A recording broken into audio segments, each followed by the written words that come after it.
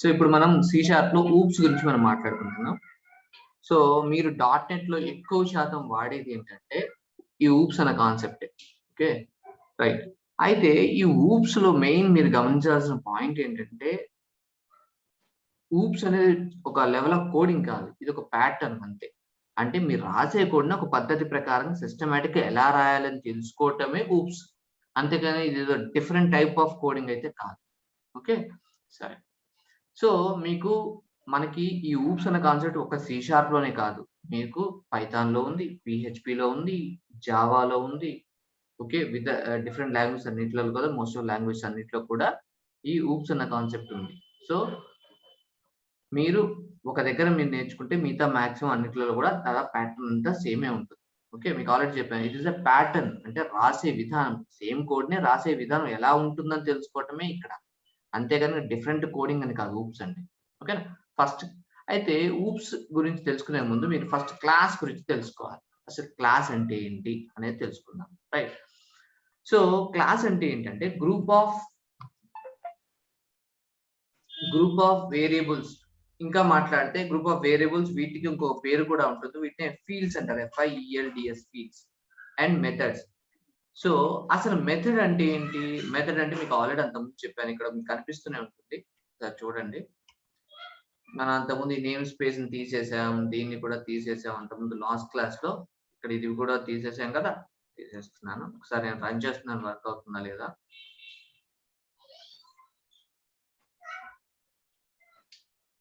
Okay, work అయింది. Right.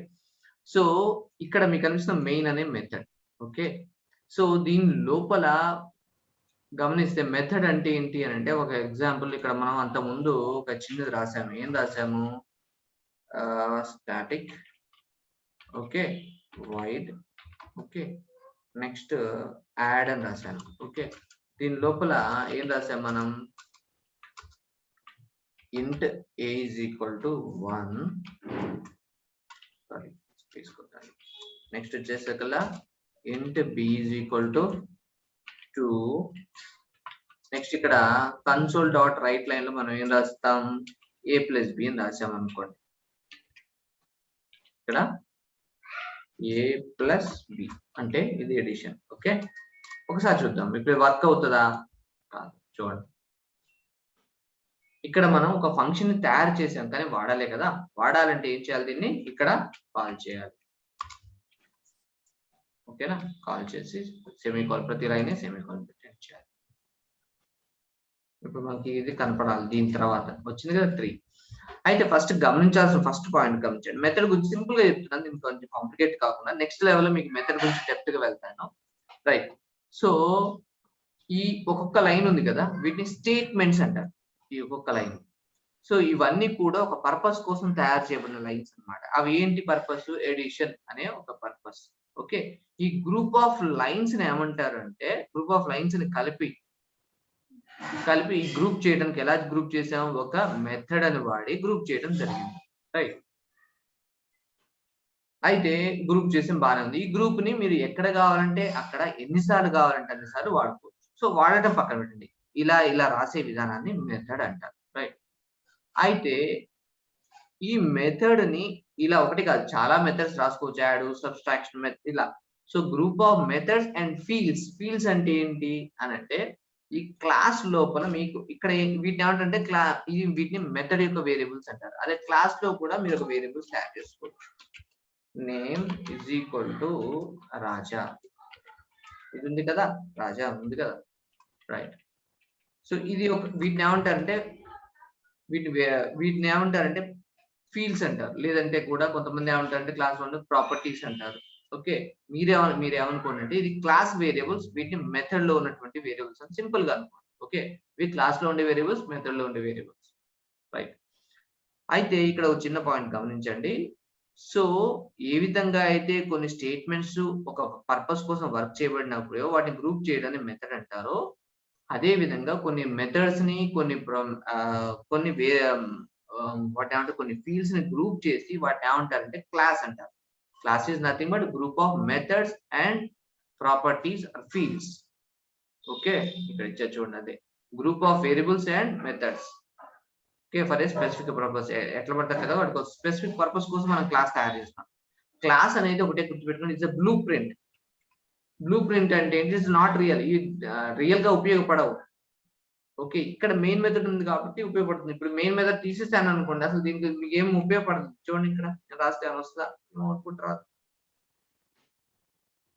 ఈ class తో మనకి ఏం ఉపయోగం ఉండదు. చూడండి అసలు ఏం తప్పదు అర్థం కావట్లేదు. ఓకే, ఎర్రర్ వస్తుంది.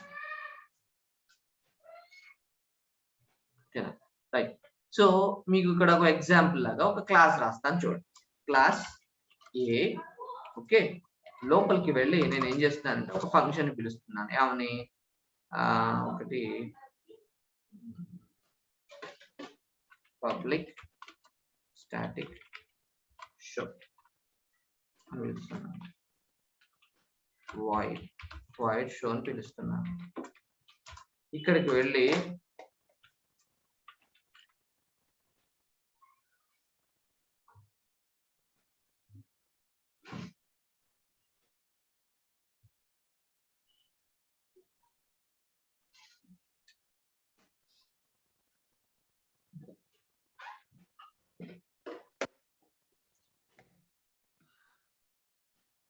సో ఇక్కడికి వెళ్ళి ఏం చేస్తున్నా క్లాస్ లోపల ఒక మెథడ్ ని తయారు చేశాను. రైట్. సో ఈ మెథడ్ లోపల జస్ట్ నేను ఏదో కన్సోల్ లాగానే రాస్తున్నాను. చూడండి ఏం రాస్తున్నానో చూడండి. ఇక్కడ ఏం రాస్తున్నాను,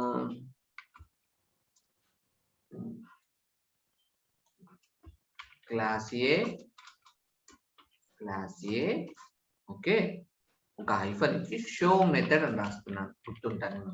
ఓకే, సపోజ్ ఈ క్లాస్ రాశాను కదా, ఈ క్లాస్ అవుట్పుట్ వస్తుందా రాదా చూద్దాం. చూడండి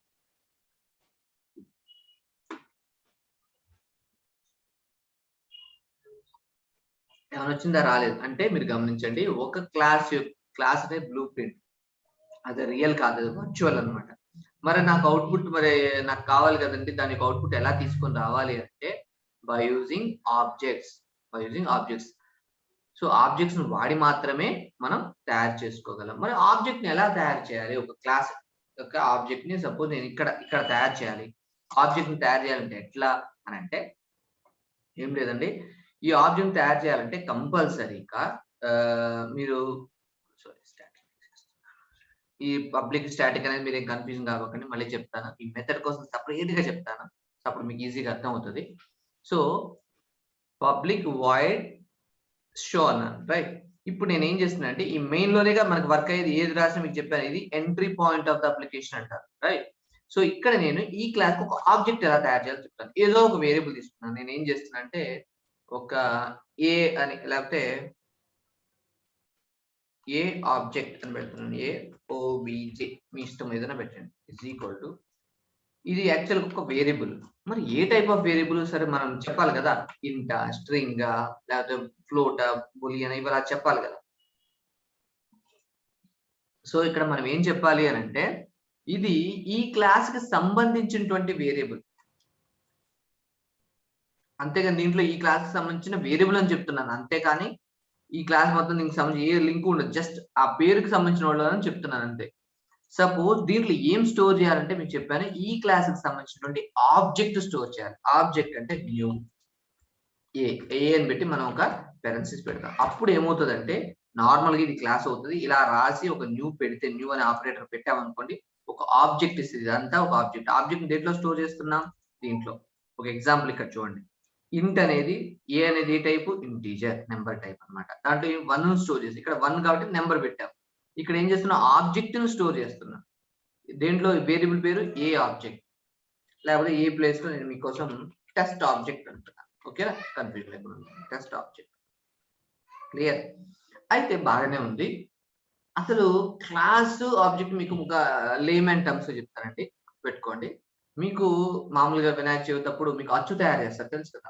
అచ్చు నుంచి బొమ్మ చేస్తారు. అచ్చు అనేది మీకు సింపుల్ టర్మ్స్ లో అచ్చు అనేది ఒక క్లాస్ అనుకోండి. అచ్చు నుంచి తయారు చేసే బొమ్మల్ని కదా మనం దేవుడి దగ్గర పెట్టుకుంటాం. అచ్చునైతే పెట్టుకోం కదా. సో కానీ అచ్చు నుంచే కదా బొమ్మలు వచ్చాయి. సేమ్ ఆ అచ్చు ఏదైతే ఉందో దానికి క్లాస్ అంటే అదే బ్లూ ప్రింట్. ఓకే, దాని నుంచి మీరు ఒక ఆబ్జెక్ట్స్ ని తెచ్చుకుంటారు. ఓకేనా, ఒక ఆబ్జెక్ట్ ని తెచ్చుకుంటారు. సో అలా ఆబ్జెక్ట్ తయారు చేసే విధానమే ఇది. అంటే ఇప్పుడు మీరు గమనించాల్సింది అంటే ఈ ఆబ్జెక్ట్ లో ఈ మెథడ్ అంటే ఈ క్లాస్ లోపల ఏమున్నాయి మొత్తం దీంట్లో ఉంటాయి పెట్టుకోండి. ఓకే, సరే ఇప్పుడు చూద్దాం ఉందా లేదా. ఓకే, ఇప్పుడు సపోజ్ దీంట్లో ఉన్న మెథడ్ ని పిలవాలి కదా, ఈ మెథడ్ నేను పిలుస్తాను అనుకుంటే డైరెక్ట్ షో అని పెడితే కుదరదు. చూడండి కాబట్టి షో అని పెడితే రాదు. ఇప్పుడు నేను రన్ చేస్తాను, ఎర్రర్ వస్తుంది చూడండి.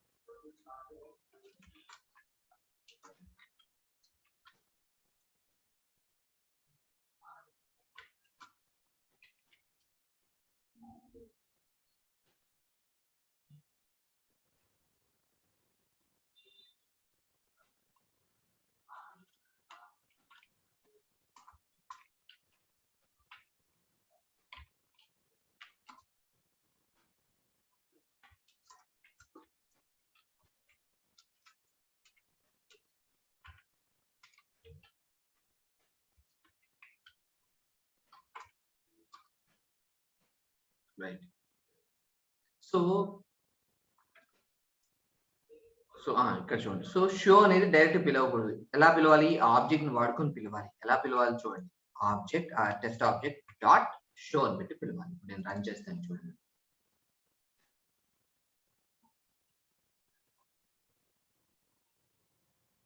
చూడండి క్లాస్ ఏ షో మెథడ్ ఇక్కడ రాసాను చూసారా, ఇలా అన్నమాట.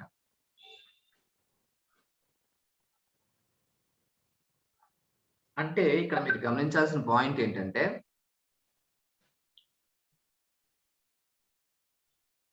ఒక క్లాస్ నుంచి ఒక ఆబ్జెక్ట్ ని తయారు చేసుకుని ఆ ఆబ్జెక్ట్ ద్వారా మాత్రమే మెథడ్స్ ని పిలవచ్చు. ఓకే, ఇది మీకు అర్థమైంది. అంటే ఇప్పుడు మనకి క్లాస్ అనేది ఏదైతే ఉందో ఆ క్లాస్ నుంచి ఆబ్జెక్ట్ చేస్తేనే ఆ ఆబ్జెక్ట్ ని ఉపయోగించే మనం ఎటువంటి యొక్క మెథడ్స్ కానీ అన్ని మెథడ్స్ ని క్లాస్ అన్ని కూడా మీరు యాక్సెస్ చేయవచ్చు. ఓకే రైట్, ఇంతవరకు బాగానే ఉంది. నెక్స్ట్ స్టెప్ చూద్దాం చూడండి. సరే, అంటే ఇప్పుడు ఆబ్జెక్ట్ అని చూసారా కదా, ఈ క్లాస్ ని వాడుకుని ఆబ్జెక్ట్ చేశాం కదా. సో దీన్ని మనం ఆబ్జెక్ట్ ప్యాటర్న్ లో తయారు చేసుకుంటున్నాం కాబట్టి దీన్ని ఏమంటారు అంటే ఊప్స్ అంటారు. అంటే ఆబ్జెక్ట్ ఓరియంటెడ్ ప్రోగ్రామింగ్. నేను ఎవ్రీ చోట వాడేది ఇక్కడ ఏంటంటే ఆబ్జెక్ట్స్ వాడతాం కాబట్టి ప్రతి ప్లేస్ ఏమంటారంటే ఆబ్జెక్ట్ ఓరియంటెడ్ ప్రోగ్రామింగ్ అంటారు. ఎందుకు ఆబ్జెక్ట్ ఓరియంటెడ్ ప్రోగ్రామింగ్ వాడాలి అని అంటే ప్రొసీజరల్ ప్రోగ్రామింగ్ అనే కాన్సెప్ట్ ఉంది. ఓకే, అంటే అసలు ఈ క్లాసెస్ అన్ని కాకుండా బయట పడేసే వాళ్ళు అన్ని ఫంక్షన్స్ కానీ మెథడ్స్ కానీ బయట క్లాస్ అనే కాన్సెప్ట్ లేదు. అప్పుడు ఏది ఎక్కడుందో సేమ్ పేరు పెట్టాలని కూడా కన్ఫ్యూజన్ ఇచ్చేది. ఓకే, సో అంటే ఒక మెథడ్ కి ఒక పేరు ఉంది అనుకోండి, సేమ్ మెథడ్ తో సేమ్ పేరుతో ఇంకో నేమ్ పెట్టాలని కూడా కొంచెం పెట్టడానికి పర్మిషన్స్ ఉండేవి కావు. అదే మనం వాటన్నిటిని ఇంకొక క్లాస్ లో పెట్టామనుకోండి. ఫర్ ఎగ్జాంపుల్ ఒక క్లాస్ ఇక్కడే చూడండి మీరు, ఒక క్లాస్ లో షో అనే మెథడ్ ఉంది. ఓకే, షో అనే మెథడ్ ఇక్కడ ఉంది కదా. నేను కావాలనుకుంటే ఈ పేరు ఇంకో క్లాస్ ఉంది కదా ప్రోగ్రామ్ క్లాస్ లో, ఇక్కడ కూడా నేను కావాలనుకుంటే ఇంకొక షో అనే మెథడ్ పెట్టుకోవచ్చు. ఎర్రర్ ఏమీ రాదు. ఎందుకని? అదే మీరు ఇక్కడ ఇంకో షో మెథడ్ పెట్టారనుకోండి ఎర్రర్ వస్తుంది. అందుకని గుర్తుపెట్టుకోండి, ఒక మెథడ్ ఒక క్లాస్ లో మెథడ్ నేమ్ యూనిక్ ఉంటుంది. ఒక్కసారి ఒక మెథడ్ నేమ్ ఒక పేరుతో పెట్టినాక సేమ్ పేరుతో ఇంకో మెథడ్ నేమ్ పెట్టకూడదు, ఎర్రర్ వస్తుంది. అదే వేరే క్లాస్ లో సేమ్ నేమ్ తో పెట్టుకోండి. Simple logic. ఒక క్లాస్ లో ఎవరైనా మనకి కిరణ్ ఉన్నాడు అనుకోండి, సేమ్ క్లాస్ లో కిరణ్ ఉంటే మనకు కన్ఫ్యూజన్ అవుతుంది కదా. ఓకే, కాకపోతే రియల్ వరల్డ్ లో కిరణ్స్ ఇద్దరు ఉండొచ్చు కాబట్టి అందుకని వాళ్ళు ఏం చేస్తారు, కే కిరణ్ ఆర్ కిరణ్ పెడతారు. సో ఇక్కడ కూడా అంతే, సేమ్ పేరుతో ఒక దగ్గర పెట్టుకోలేము కాబట్టి వాటిని సపరేట్ క్లాస్ లో పెట్టి వాటిని క్లాస్ వైజ్ గా పిలుచుకుంటాం. రైట్, సో ఇలా మనం ఒక క్లాస్ నుంచి ఆబ్జెక్ట్స్ చేస్తాం. Next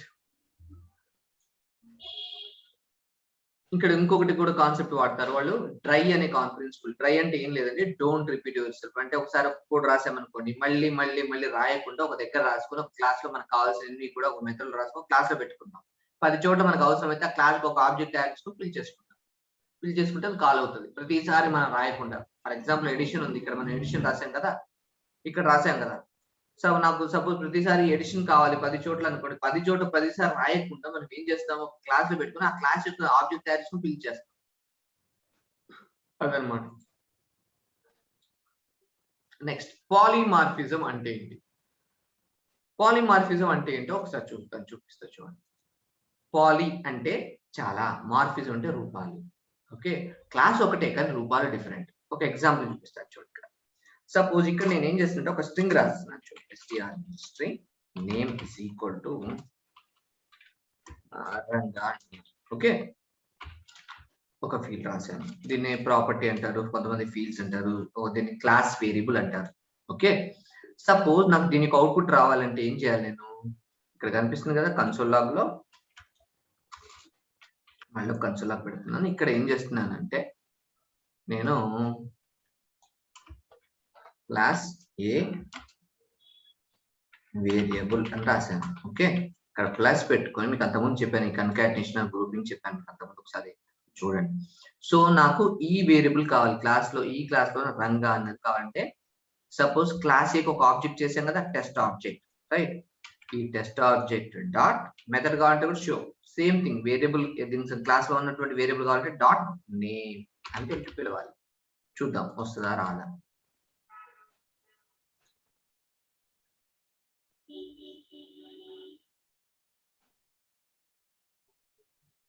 A name is accessible.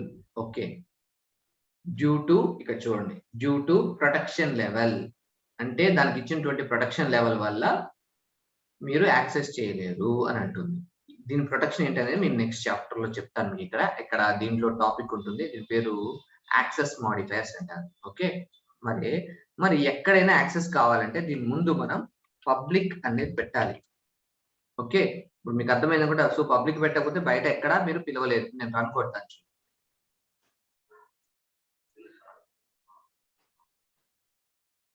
చూసారా రంగా అనేది వచ్చింది.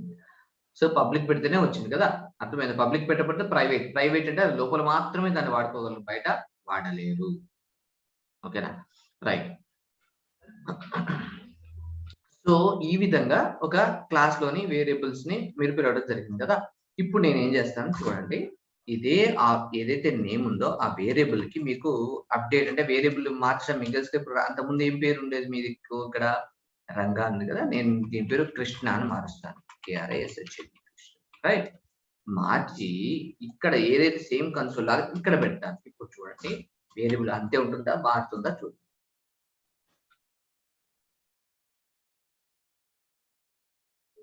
చూడండి పైన రంగా వచ్చింది, కింద కృష్ణ వచ్చింది.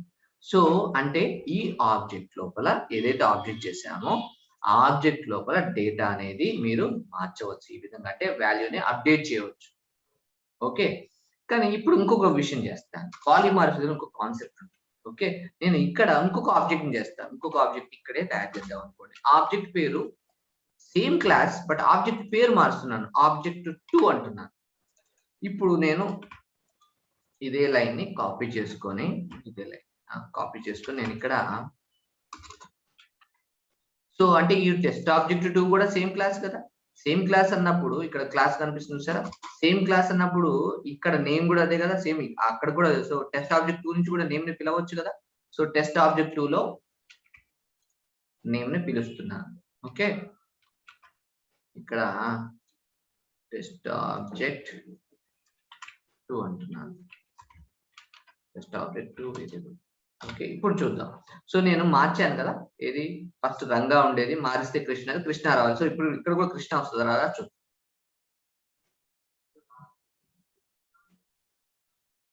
ఇక్కడ చూడండి, కానీ రంగానే వచ్చింది. ఎందుకు వచ్చింది ఇక్కడ అదే గమనించండి.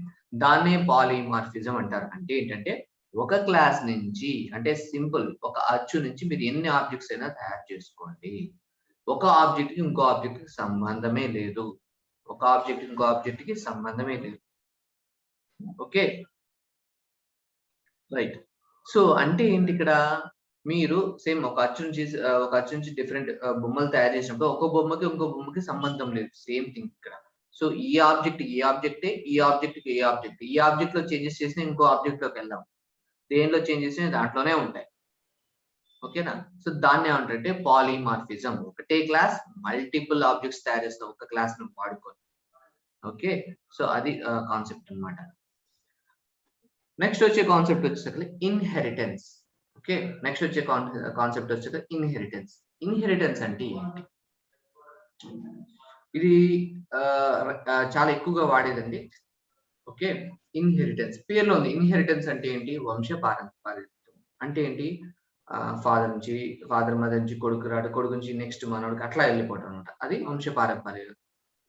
పర్వతము అని అంటారు. ఓకే, రైట్, వంశ పారంపర్యం. ఓకే, సో ఇక్కడ బాగా అంటే ఆబ్జెక్ట్ ఓరియంటెడ్ ప్రోగ్రామ్ లో ఇంపార్టెంట్ కాన్సెప్ట్ ఏంటంటే ఇన్హెరిటెన్స్. ఓకే, ఇక్కడ ఏం జరుగుతుంది అని అంటే ఒక చిన్న విషయం చెప్తాను ఒకటి.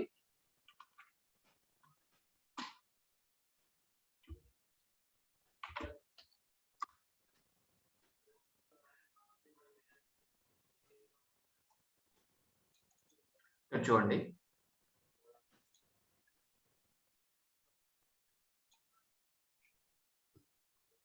ఇది ఒక క్లాస్ అనుకోండి, క్లాస్ ఏ రాస్తున్నాను. క్లాస్ ఏ, దీంట్లో కొన్ని మెథడ్స్ ఉన్నాయి 1 2 3 అని. ఇంకోటి క్లాస్ బి అని ఉంది, క్లాస్ బి అని ఉంది. దీంట్లో 4 5 6 ఉన్నాయి. ఓకే, సపోజ్ దీంట్లో ఉన్న మెథడ్స్ ని దీంట్లో వాడుకోవాలి అనుకోండి. మనం జనరల్ గా ఏం చేయాలి? ఈ క్లాస్ ఒక ఆబ్జెక్ట్ చేయాలి. అంటే ఎలా చేస్తాను చూడండి. ఏ అని పెట్టి క్లాస్ నేమ్ ఏదో టెస్ట్ అని పెట్టి, టెస్ట్ ఆబ్జెక్ట్ అని పెట్టి, న్యూ అని వాడి ఏ అని మెన్షన్ చేస్తాం. NEW సారీ,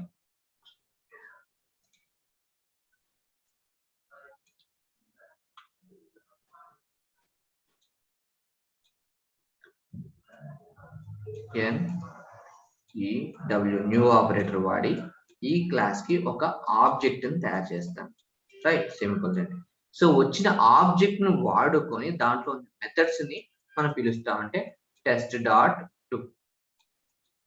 టు అనే ఒక మెథడ్ ని పిలుస్తాం. ఇలా నాకు మెథడ్స్ నాకు ఎన్ని కావాలంటే అన్ని పిలుచుకుంటాను బిలో. కానీ ఇలా సపోజ్ ఇలా ప్రతిసారి ఇలా చేయడం అంటే, ఇలా చేయకుండా దీనికి ఒక సొల్యూషన్ ఉందన్నమాట. అంటే ఆటోమేటిక్‌గా నీకు సపోజ్ దీంట్లో దాదాపు ఒకటో రెండో మెథడ్స్ అవసరం అవుతాయి అనుకుంటే మీరు ఇలా చేసుకోవచ్చు. కానీ జనరల్‌గా ప్రతి క్లాస్‌లో దీంట్లో ఉన్న మెథడ్స్ వాడుకోవాలి అనుకోండి. ప్రతి క్లాస్‌లో దీంట్లో ఉన్న 3 మెథడ్ లేదా కనీసం 2 అన్నా వాడతాం అనుకోండి. అప్పుడు ఏం చేస్తారు వీళ్ళు అనంటే, దీని నుంచి అంటే ప్రతిదానికి ఆబ్జెక్ట్ తయారు చేయకుండా దీనికి కొంచెం వచ్చిన కాన్సెప్ట్ పేరు ఏం పేరంటే ఇన్హెరిటెన్స్ అంటారు. ఇన్హెరిటెన్స్. మరి అప్పుడు ఎలా చేయాలి అనంటే క్లాస్ బి కోలన్ సింబల్ పెట్టి ఏ అంటారు.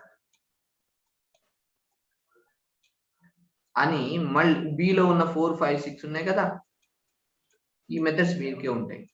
సో ఇలా కోలన్ పెట్టి ఏ రాయటాన్ని ఏమంటారంటే ఇన్హెరిటెన్స్ అంటారు. దీంట్లో ఈ ఏ ఉంది కదా, దీన్ని ఏమంటారంటే పేరెంట్ అంటారు. బి అనేది ఏంటంటే చైల్డ్ అంటారు. ఓకే, ఇంకో పేరు కూడా ఉంది. దీన్ని డెరైవ్డ్ క్లాస్ అంటారు, దీన్ని బేస్ క్లాస్ అని కూడా అంటారు. ఓకే, అయితే దీనివల్ల ఏంటంటే మీరు ఇట్లా ఆబ్జెక్ట్ ని తయారు చేయాల్సిన అవసరమే లేదు. డైరెక్ట్ గా 2 మెథడ్ ని కాల్ చేయొచ్చు, డైరెక్ట్ గా 3 మెథడ్ ని కాల్ చేయొచ్చు, డైరెక్ట్ గా 4 మెథడ్ ని కాల్ చేయొచ్చు. ఓకే, అంటే మనకు ఆబ్జెక్ట్ అనే అవసరమే లేదు. ఆబ్జెక్ట్ అనే అవసరమే లేకుండా డైరెక్ట్ గా కాల్ చేయొచ్చు. సరే బానే ఉంది సార్. మరి ఎగ్జాంపుల్ నాకు 4 క్లాసులు ఉంటాయి. 4 క్లాసులు ఇన్హెరిటెన్స్ ద్వారా నేను ఒక క్లాస్‌లో తెచ్చుకోవచ్చు అంటే లేదండి. ఈ ఇన్హెరిటెన్స్‌లో only single level of inheritance మాత్రమే ఉంటుంది. ఓకే, అంటే ఏలో ఉన్న మెథడ్స్‌ని మీరు బిలో వాడుకోవచ్చు. సార్ మరి నాకు ఇంకోటి సి ఉంది. అప్పుడు ఏం చేయాలి అంటే సిని ఏకి అటాచ్ చేసి ఏని ఇక్కడ బికి అటాచ్ చేయాలి. అప్పుడు సిలో ఉన్న మెథడ్స్ ఏలోకి వస్తాయి, ఏలో ఉన్నది బిలోకి వస్తది. దీన్ని ఏమంటారు? మల్టీ లెవెల్ ఇన్హెరిటెన్స్ అంటారు.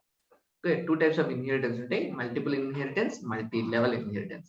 మనం వాడేది ఏంటంటే మల్టీ లెవెల్ ఇన్హెరిటెన్స్. ఓకేనా? రైట్. సో ఇప్పుడు ఒకసారి మీకు ప్రాక్టికల్ గా చేసి చూపిస్తాను. ఇక్కడ చూడండి. సో ఇక్కడ అదే అన్నాడు. So parent class, child class. Okay, ఇలా చేయొచ్చు. ఇప్పుడు దీన్ని ప్రాక్టికల్ గా చేద్దాం. చూడండి, సపోజ్ ఏ అనే క్లాస్ ఉందండి ఇక్కడ. ఓకే, ఏ అనే క్లాస్ ఉంది కదా. ఇక్కడ నేను అంతకు ముందు రాశాను ఏంటి మెథడ్స్, షో మెథడ్స్ కన్ఫ్యూజన్ అవుతాయి, తీసేస్తున్నాను. ఓకే, ఇక్కడ షో ఉందనుకుంటున్నాను. యాడ్ అనేది కూడా తీసేస్తున్నాను. సో ఇదన్నీ తీసేస్తున్నానండి. యాడ్ అనేది తీసేస్తున్నాను.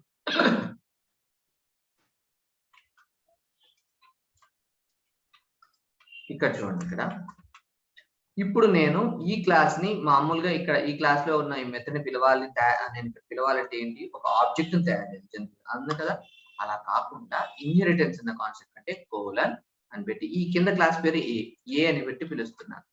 పిలిస్తే ఆటోమేటిక్ గా ఇప్పుడు ఇది ఏమవుతుంది, పేరెంట్. ఈ ప్రోగ్రామ్ ఎవరు వాడుకునే వాళ్ళు, ఎవరు, చైల్డ్. ఓకే, అంటే పేరెంట్ అంటే వీళ్ళలో ఈ దీంట్లో వాడుతున్నారు కాబట్టి ఏ అనే వాళ్ళని పేరెంట్ అంటారు, ప్రోగ్రామ్ ఉందని చైల్డ్ అంటారు. ఏ అనేదాన్ని బేస్ క్లాస్ అంటే దీన్ని డెరైవ్డ్ క్లాస్. డెరైవ్డ్ అంటే పుట్టింది, అంటే దాంట్లోంచి వచ్చింది కాబట్టి. ఓకే, సో ఇప్పుడు నేను డైరెక్ట్ గా షో అని వాడుకోవచ్చు. Okay,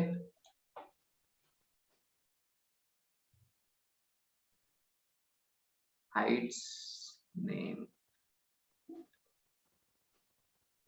location of the required one second.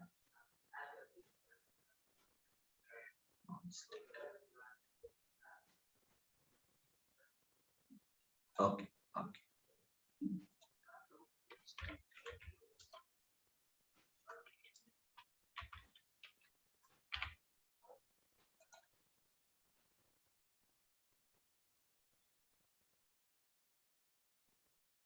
ఇక్కడ చూడండి, ఇక్కడ స్టాటిక్ ఎందుకు వాడాను అని అంటే, ఓకే, స్టాటిక్ అని వాడితే దీన్ని డైరెక్ట్ గా వాడుకోవచ్చు.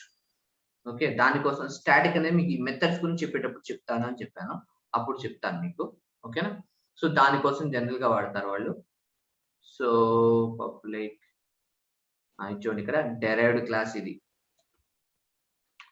ఇది పేరెంట్ క్లాస్, దీన్ని బేస్ క్లాస్ అని కూడా అంటారు. ఓకే, దీంట్లో నుంచి డైరెక్ట్ గా ప్రోగ్రామ్ దాంట్లోకి డైరెక్ట్ గా నేను కాల్ చేసుకోవచ్చు.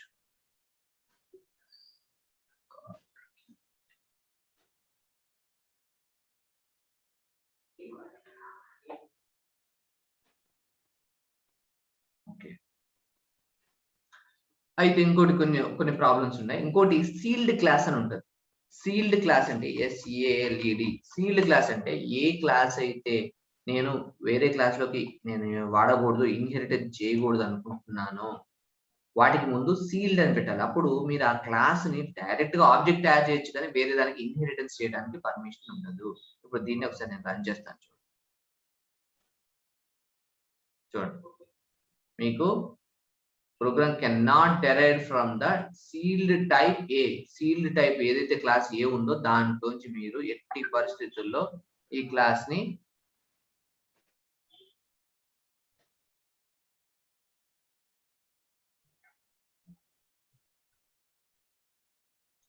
చేయకూడదు.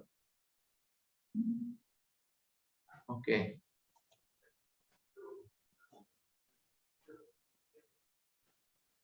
నెక్స్ట్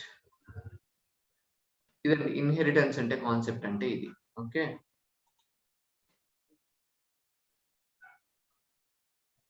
ఇంకా మిగిలిపోయిన ఏమిటి, సీల్ క్లాస్ వరకు చెప్పాను కదా. ఇంకోటి ఎన్క్యాప్సులేషన్ అంటారు. ఎన్క్యాప్సులేషన్ అంటే ఏదో పదం అట్లా కనిపిస్తుంది కానీ ఏం లేదండి.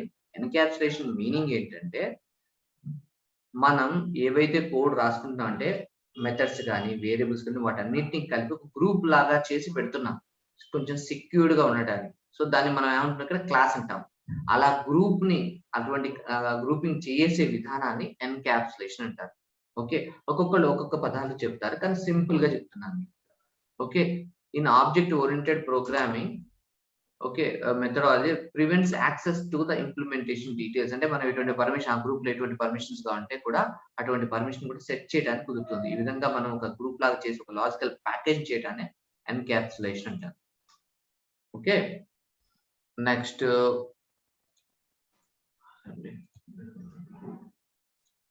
ఎన్క్యాప్సులేషన్. నెక్స్ట్ వచ్చేసి అక్కడ access modifiers.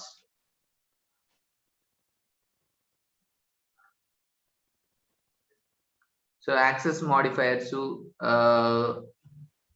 Abstract classes, next interface మీకు నెక్స్ట్ క్లాస్ లో కవర్ చేస్తానండి.